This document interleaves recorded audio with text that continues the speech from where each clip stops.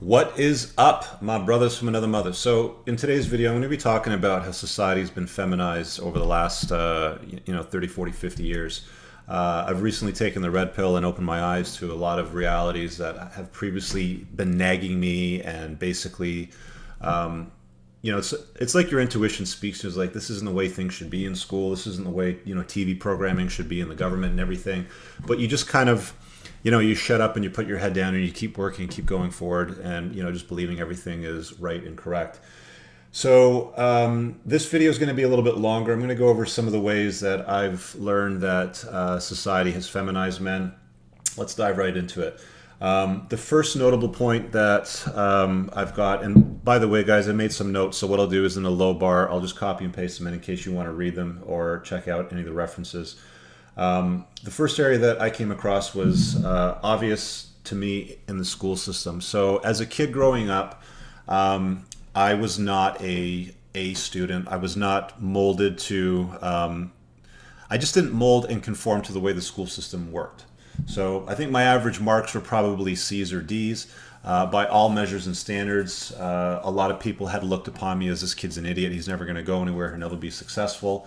Well, I guess lo and behold, I proved all of those morons wrong, and they're all sitting dead in their grave or, collecting their little Mickey Mouse pensions.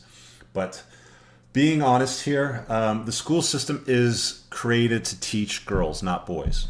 If you take a look at who's teaching in classrooms, if you take a school with 10 teachers, probably 2 out of 10 will be male. If you take a look at who's on the board, who's making decisions and creating policies and legislation. I took a look at my kid's school board, and I think there was something like 13 or 14 chairs, and there was only one male on that entire panel. So it's primarily dominated by the feminine imperative, by feminine energy. So typically a lot of the stuff that's going to be brought to the table to teach children is going to come from that perspective. And women have naturally filled the role of teaching in the past. When it comes to classroom activity, men will teach out in the field. They'll teach, in the shop. They'll teach in the basement, on the ski hills, in the forest camping, at the cottage. Women typically teach in the classroom. That's where they excel, and that's where they expect all children, including boys, to excel. And what they've started to do, we've brought these medications out like Ritilyn, and we're medicating the shit out of our children, trying to get them to conform, to try to, curb their curiosity and control it, control their aggressiveness. But that's how boys learn. They'll go out and they'll fall down and they'll scrape their knees and they'll get hurt and they'll be like, okay, well, it doesn't work that way. Let's try it this way. Or if you present them with a problem, they'll find other ways to solve it if the way they did it didn't work. The way they want to teach you in the school system is color within the lines. We've put this on the projector up on the board. Write the shit down in your notes and memorize it and then spit it back out later. And it's all cookie cutter program. It's and they spit out some carbon copy of what they hope all other kids will look like, which will then come out in society and perform well. And guess what? It doesn't work out tickety-boo. It works out pretty terribly. Most boys do fairly poorly in the school system. Most girls do great.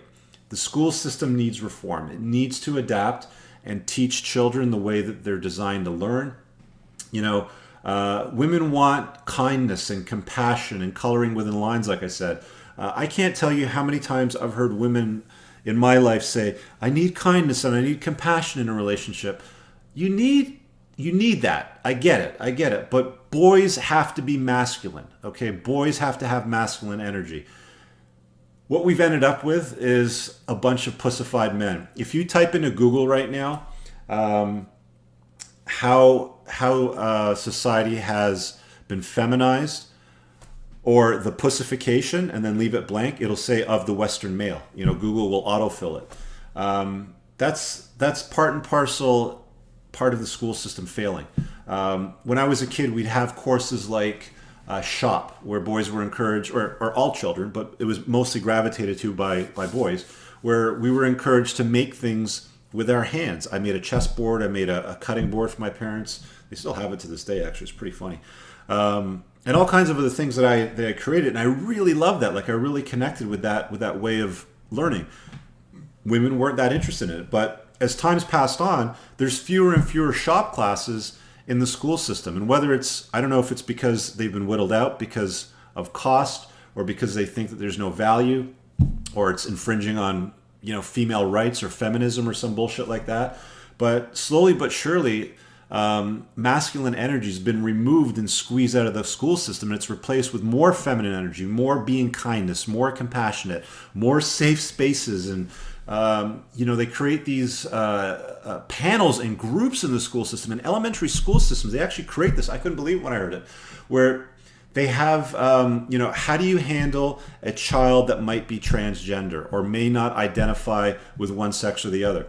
And there was an interesting conversation that I heard between Joe Rogan and Milo Yiannopoulos on one of his podcasts, where Milo, who's gay, of course, was talking about how more than half of men that have had sex changes to be turned into women regret it after having it done. And a lot of it comes from, researched of course, a lot of it comes from the school system, society encouraging boys that may have an interest in men to basically take on a transgender role, or to, have that sex change, because they're encouraged to do that. It's okay. You don't have to use the boys' bathroom or the girls' bathroom. You can use the special bathroom in the teacher's lounge, or they can change in a special place, and da-da-da-da. And what Milo was talking about in that conversation was a lot of these young boys that like, playing with dolls, or like to dress up a little prettier than the other boys. It's not because they want to be a girl. A lot of the time it's just because they're gay, and they don't really know it until they get older, until they're, in their late teens, and they identify with the fact that they're attracted to men instead of women. And if they had just let them be, they would just evolve into what they naturally want to be. But a lot of it's just like shoved down their throat. Feminism, being kind, compassion, da-da-da-da. Things like the schoolyards are really funny right now, because it's wintertime here right now. It's 2017, and kids are not allowed out in the schoolyard because of ice.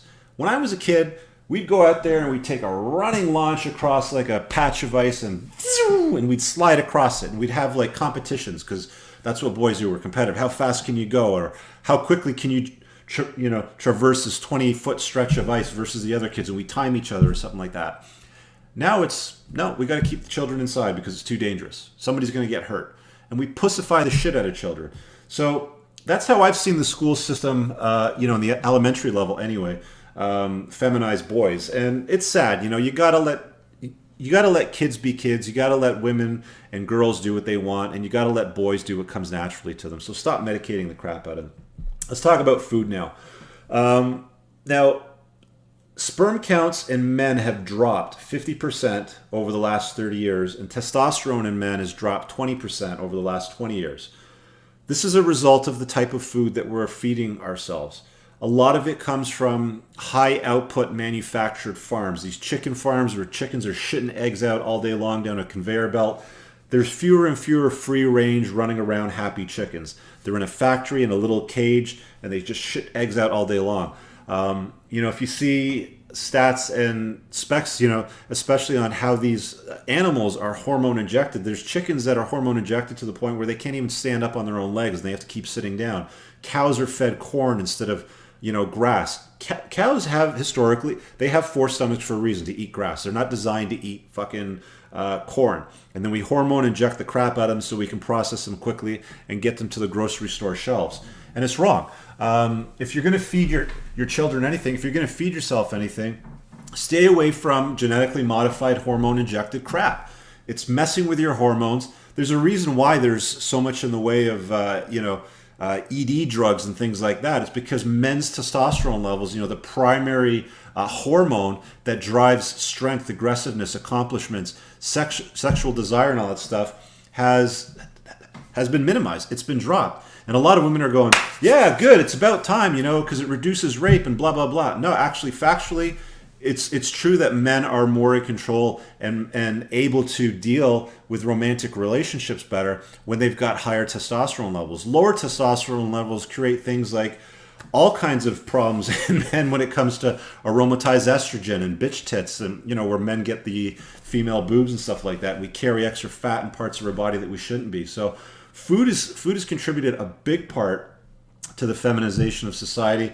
If you want to fix that, feed yourself and feed your children natural food, not hormone injected crap, not pesticide sprayed garbage. Feed them natural stuff, because all of this comes from what we're putting in our body. If you were to put diesel gas in a gasoline powered car, you're going to have problems with it. It's the same thing with the human body. You feed it shit, it's going to operate like shit. Let's talk about government. This is something that really pisses me off about Canada. So I live in the Greater Toronto area, as many of you know if you've watched my videos. And our Prime Minister today, his name is Justin Trudeau. Now, thankfully, I think this is slowly going to change, and it's getting better. You know, we've seen signs of it where Great Britain has exited from the European Union. You know, we've had the Brexit. We've seen, you know, the silent majority in the U.S. now elect Donald Trump, setting aside his upside down ways of dealing with things and saying shit sometimes. We're seeing that. You know, we've now got Kevin O'Leary, who's talking about running for Prime Minister in Canada in 2019, and hopefully, fingers crossed, I think he's going to get it, because people are tired of this virtue signaling feminization bullshit. When he announced his cabinet ministers in Canada, we've got these cabinet ministers, and they deal with things like the environment, transportation, infrastructure, defense.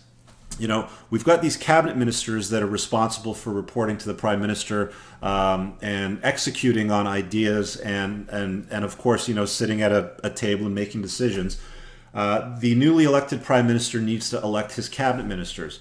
And our our Prime Minister is a failed substitute drama teacher. He doesn't have any doesn't have any of much government experience. He doesn't have any past success track record. His father, Pierre Trudeau, was Prime Minister of Canada at one point, and that doesn't qualify you to run a country. But what he did when he selected his cabinet ministers is something that I just completely disagree with. If you've got 10 cabinet ministers that you need, for example, let's take a sample of who's in government. Government roles are typically selected by males. It's a male-dominated role. And again, let's just set aside, well, let's equalize shit, and it should be feminine and masculine. There's nothing stopping women from wanting to get in government. My experience when I was lobbying for certain legislation within some of the businesses that I've been involved in the past was probably something like 2 out of 10 government officials, bureaucrats. It's mostly male dominated. Like 2 out of 10 will be female. So if you're forced to select your cabinet ministers, and you've got a very tiny pool of ministers that are male, and you're identifying yourself as a feminist, which Justin Trudeau does, he's selecting half of his cabinet as female. You're not getting the best person for the role. All you're getting is you're selecting somebody for the role based on what's in their pants, what they were born with. And that's, in my opinion, it's prejudice. It's sexism at a high level. And you should be putting people in roles based on the right person for the job, whether they're white, black, male, female, yellow, green, purple, tall, short, whatever it is. I want the right person in the role for that job. When we feminize society, we end up with short, weak women in roles that I don't want them in, like a firefighter. If my house is burning down and I've got smoke problems in my bedroom and my daughter's bedroom, and a firefighter needs to run in and rescue, I want somebody that's big and strong to come and do it. I don't want somebody that's incapable. I don't want somebody in cabinet leading the country, making decisions which don't have any experience. A lot of these ministers that he selected were very young or inexperienced or incapable of delivering on results, when there were far better qualified people that the Prime Minister could have chosen from, but he excluded from the pool simply because they had a penis in their pants. And that's wrong. And that's another great example of how society's been feminized.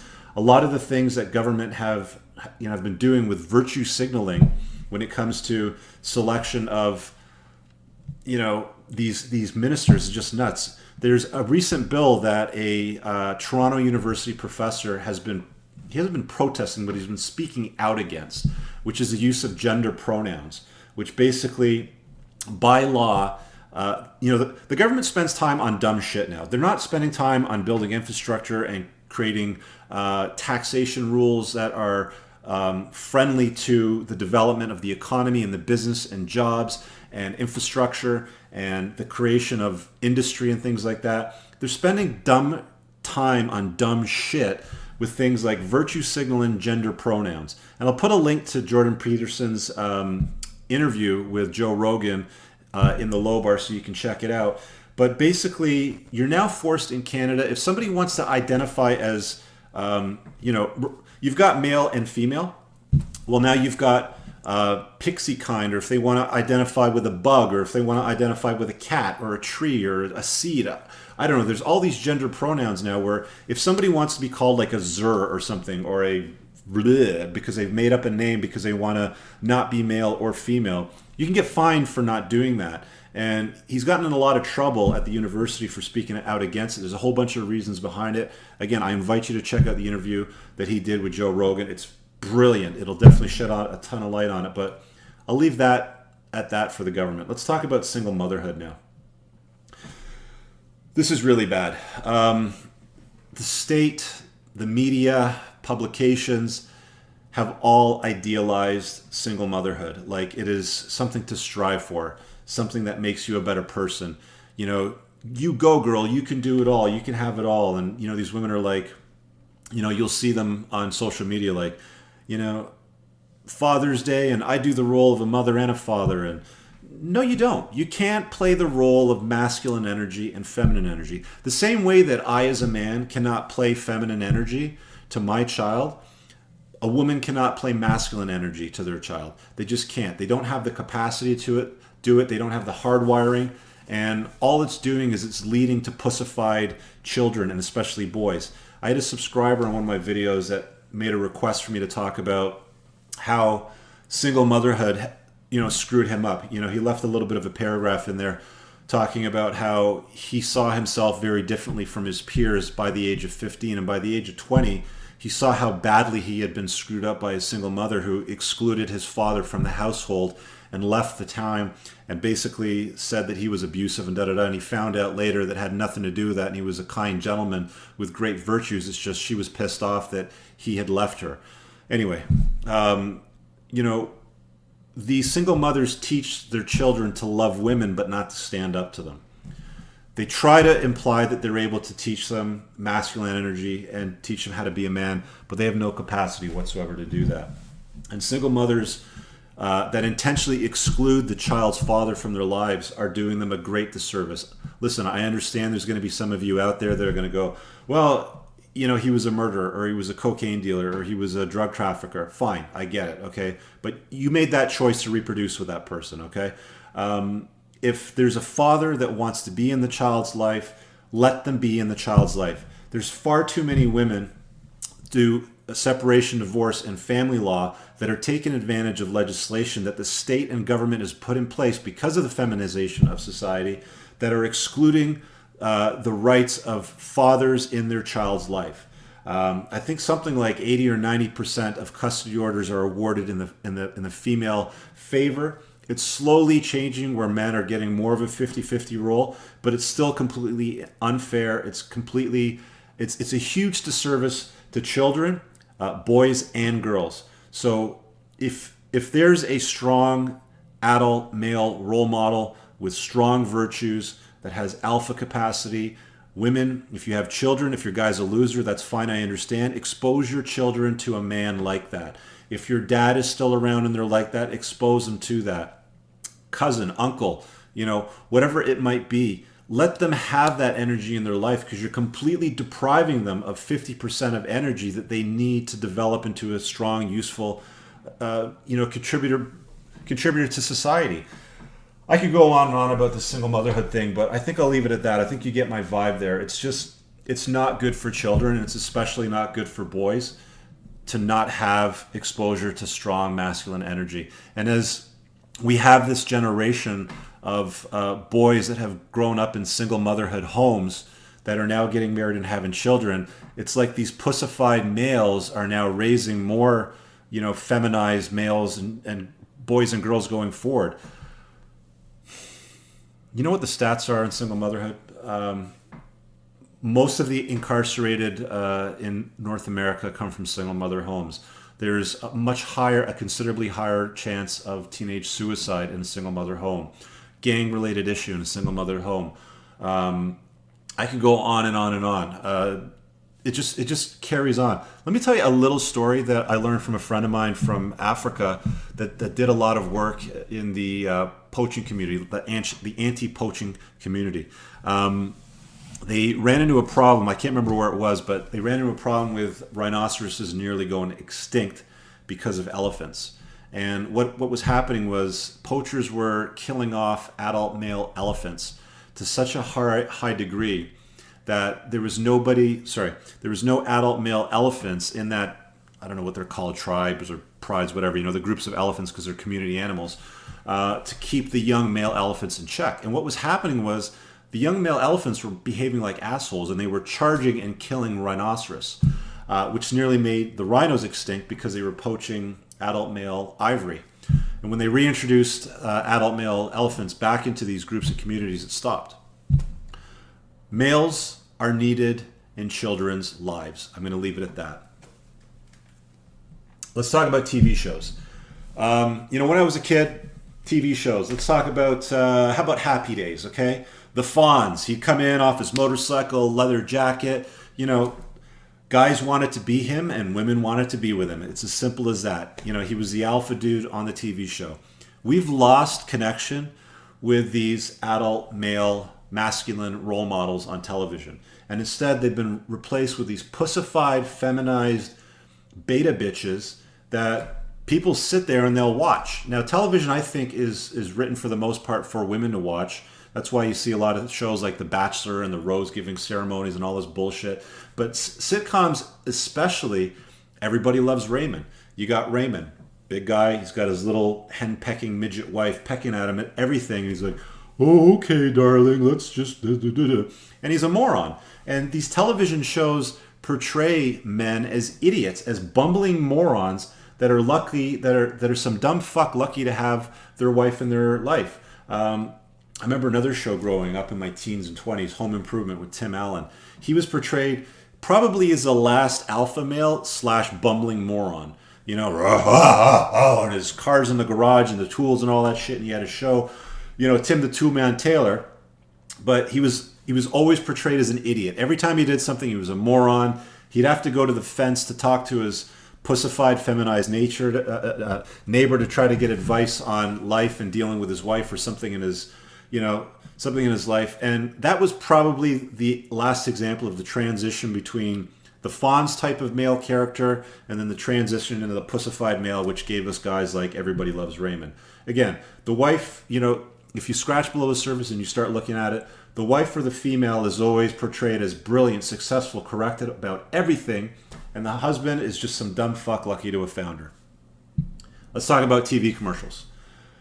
This really pisses me off. This is actually one of the main reasons why I canceled cable, because I can't stand watching TV commercials anymore. I canceled cable about 5 years ago. You're paying to watch dumb shit fed to you with commercials and television program that's for morons. We have Netflix here, Amazon Prime, and there's stuff that I watch that's interesting and relevant, documentaries or historical stuff. But for the most part, I consume very little TV, and the same thing with my daughter. That's why I've removed it. But TV commercials now, let me show you an example. I don't know about you, but I live with a bunch of animals. My kids are pigs, and my husband is, as soon as I clean the house, it gets dirty again. That's why I have an iRobot Roomba. I just push one button, and it eliminates the daily grind of keeping the floors clean. So I can spend more time with my best friend. You got that, right? The guy is a complete idiot. He's portrayed as a jackass in this commercial, and the wife is saving the world and so stressed with everything, and it's just wrong. These TV commercials that portray men as bumbling idiots, it's got to stop. It's feminizing the crap out of society.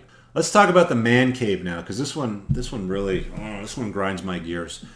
There was a time where a man's house was his castle. A man's home was his castle. And he would come home, and his children would love and adore him, and they would be respectful, and the same thing with his wife.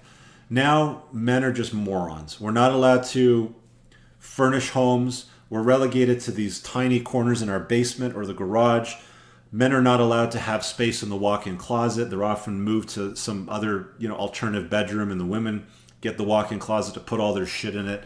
If you take a look around behind me, like things like this or that or this couch or this table over here, this is all stuff that, wives don't want in the house. They'd often frown upon it, and it just conflicts with their design principles.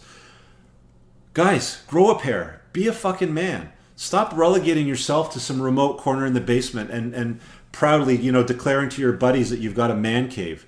You're not a man. You're a pussy. If you relegate yourself to a tiny portion of the house and let your wife own the walk-in closets, the space, the decorating concept, and you're hanging out in the corner of the garage, sipping on a beer with your buddies going, I'm a man, watching TV, you're not. I'm sorry. Fellas, grow a pair. It's another clear example of how society has been feminized. If you hopped into a time machine and brought somebody back from, the 50s or the 40s or something like that to current time, and they saw the man cave, they would beat your ass with it. Let's talk about laws and divorce. Laws are fairly straightforward. I read a book recently called The Myth of Male Power. I'll link to it below if you're interested in checking it out. It's a worthwhile read or download if you listen to books. Women get far lighter jail sentences for the same crime than men. You take murder side by side, women are convicted less often, and their sentences are far lower. And quite often, if there's a combined male-female effort, the women will be used to convict the male. So the male gets the jail time and she gets let off by using her testimony. You guys probably remember, who was it, Jim and Tammy Faye Baker? Those two that were convicted for, ripping off all those religious folks and stealing all their money. Well, he was the one that got the jail time. And she was equally involved. She knew about everything.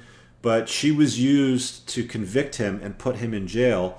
And there was no repercussion to her. She didn't lose any money. She didn't lose anything. She didn't lose any face. He was the one spending jail time. So there's plenty of examples in that book that I mentioned if you want to check it out and learn more about that. Also with family law, I talked a little bit about that in the single mother bit. But family law is just upside down. It just completely rapes men of any opportunity to live a reasonable life post-divorce separation, cohabitation, whatever the arrangement might have been. It's completely skewed in the female favor. If you have a penis in your pants in family law, you're screwed. You can check out a video that I did. I'll put it in the top right of the screen about men's divorce experiences and why they end up going MGTOW. That's completely covered there. Let's talk about post-secondary education like university and college. Very few men go to university and college, folks. It is a female-dominated school system, and it's because men are choosing just to skip it. They don't see a lot of value in it based on what happened to them in the elementary school system and high school. Men are more doers. We like to touch things and learn by doing. But again, this just completely covers all the academics that are covered in post-secondary education, all these liberal arts courses and things where I could go on about that for a while, but I think you guys get my drift. Let's talk about car companies too, because I think this is a very obvious example. I know a lot of my audience is male, and you follow me for some of the car stuff, but let's take the car companies Honda and Toyota. For a long time, they discontinued their sports cars, their masculine vehicles. Okay, when I was a kid, I remember the 1985 Supra, I think it was, a beautiful car, one of the first sports cars that I really, really liked. Then we had things from Toyota like the Turbo MR2 and the Celica all-wheel drive turbo and stuff like that. All those vehicles were discontinued by the late 90s. They were completely removed from the lineup, and what we had was these beta bitch, beige Toyota Corollas, Toyota Echoes, Toyota Camrys. Completely, literally, I would prefer to slip into a coma and die than drive a Toyota Corolla across the country. It is that boring of a vehicle to be in. But the same thing's true for Honda also. The last true sports car we had from them was the S2000 and the NSX. And the NSX died off in the early 2000s. The same thing with the S2000. They kill off the cars because of the feminization of society, because they're not selling them. So they don't make them anymore because people are buying things like minivans and these beige, bullshit, boring cars. You know, because of the school system and single motherhood and the way that society's been feminized, men are not encouraged to be men. Even though women want to date the alpha male, they want him to have the pickup truck or they want him to have the nice sports car. They don't want that alpha energy. They want the beta bitch energy for the most part. The only time that women typically want the alpha energy is when they're ovulating, when they're ready to reproduce. Factual. Most of the time, they prefer the beta bitch energy. So a lot of car companies have been manufacturing these cookie cutter, beige, boring ass vehicles that have been sold to the masses because it's all they can sell. It's slowly changing. We're seeing the reintroduction of things like the Supra. Honda's reintroduced the NSX. We've seen the GTR introduced into the North American market. So thankfully that's getting a little bit better. It's making a comeback. But a lot of this stuff, guys, you know, the state decides how money moves. Laws are in favor of women. It's just, you know, it is what it is. So let's wrap it up and talk about how to fix this. Stop medicating your kids. Stop giving them Ritalyn. Encourage them to be hands-on. You know, you don't have to pussify them and be kind and compassionate in safe spaces and all that stuff. If somebody bullies them, teach them how to punch them. Okay? I remember when I was a kid, okay, great story here. I got bullied as a kid. I had buck teeth. I had scars. You know, kids would make fun of me and bully me. And I remember I came home one day and I was crying and I told my dad, this was around grade 4, 5, 6 or something like that. I told my dad, and he goes, stand up for yourself, son. He goes, hit him. Punch him. He goes, if they're going to push you around, you whack them as hard as you can. And you know what? I did that, and kids stopped bullying me. Instead, today we're creating these safe spaces and pussification of children, and parents are discouraging their kids for standing up for themselves. I remember, when I dated a single mom, her oldest son, he got in fights in school, and she would constantly discourage him from getting in fights, and she'd want to feminize him. And I would say, look, you know, kids got to learn their boundaries, and they got to learn to stand up for themselves. And you know, that's what single motherhood and parents are doing now is, you know, kindness, compassion, be soft, be gentle. The far left is doing this to us. Another thing that you can do, folks, is teach your kids to persist. Persist. I can't even go over how many times I've seen kids turtle up in a little ball and just pussify themselves and act like little crybabies when they should be persisting. I taught my daughter this at a very young age, and I'm grateful that she took it in and persisted whenever she felt stuck on something in life. And you got to teach your boys this, folks. Don't let them be feminized by societies. You know, winners never quit, quitters never win. Make them say that over and over again. Do the work that needs to be done. You know, stop letting children collect, participation medals. This is an area that I didn't even talk about here in my notes, but, you know, we've got these sporting leagues now where it's like in baseball and soccer and they don't keep score. Everybody gets a medal at the end of the season. Everybody gets a participation ribbon. Well, if you're not keeping score, if there's no clear winner and there's no clear loser, how are kids going to learn, you know, the best from the worst? Everybody's like treated equally. It's like, and then we wonder why when they get out into society, we've got these crybaby millennials that walk off school campuses and protest when their presidential candidate didn't get elected into office. Anyway, that's my video for today. I'd like to hear your comments below. Leave a quick note. Share this with somebody that might need to see it. It's a message that needs to get out. There's far too much feminization of society happening, and I hope you guys become part of the solution and stop being part of the problem. Thanks for checking out the video today. I'm out of breath. We'll talk to you guys later. Peace!